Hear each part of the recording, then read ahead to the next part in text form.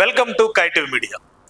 Telangana CM Revanth Reddy ఢిల్లీలో కాంగ్రెస్ అధిష్టాన పెద్దల సమావేశాలతో బిజీగా గడిపారు.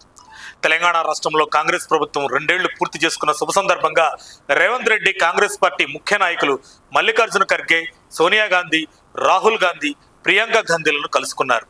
ఈ సమావేశాల్లో తెలంగాణలో పార్టీని బలపరచడం, ప్రభుత్వ పనితీరు మెరుగుపరచడం, ప్రజాకల్పనలు అమలు వంటి కీలక అంశాలపై చర్చ జరిగింది.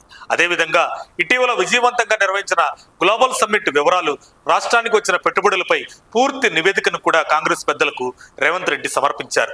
విజయవంతంగా నిర్వహించిన గ్లోబల్ సమ్మిట్ వివరాలు తెలుసుకున్న రాహుల్ గాంధీ, ప్రియాంక గాంధీ రేవంత్ రెడ్డికి ఫిదా అయ్యారని సమాచారం. మల్లికార్జున ఖర్గేతో సమావేశం పూర్తయ్యాక సీఎం రేవంత్ రెడ్డి పార్లమెంట్కి వెళ్లి పలువురు కేంద్ర మంత్రులను కలుసుకున్నారు.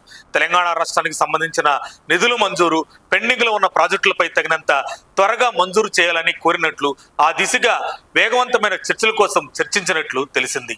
తెలంగాణ అభివృద్ధి, సంక్షేమ కార్యక్రమాలు, పెట్టుబడులు, ప్రోత్సాహక చర్యల్లో కేంద్ర ప్రభుత్వంతో మరింత సమన్వయం సాధించడమే ఈ పర్యటన ముఖ్య ఉద్దేశమని రాజకీయ విశ్లేషకులు అంటున్నారు. ఇక ఇటీవల నిర్వహించిన తెలంగాణ రైజింగ్ గ్లోబల్ సమ్మిట్ మంచి విజయాన్ని సాధించగా రాష్ట్రంలో 5 లక్షల కోట్లకు పైగా పెట్టుబడులకు పలు కంపెనీలు ముందుకు రావడం విశేషం.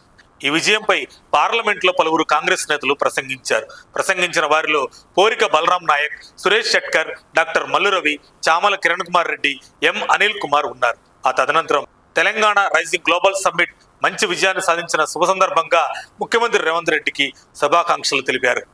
మరిన్ని అప్డేట్స్ కోసం మా కాయ్ టీవీని సబ్స్క్రైబ్ చేసుకోండి. మా వీడియో కనుక మీకు నచ్చినట్లయితే లైక్ చేయండి, షేర్ చేయండి. మీ విలువైన అభిప్రాయాలను కామెంట్ బాక్స్లో తెలియజేయండి.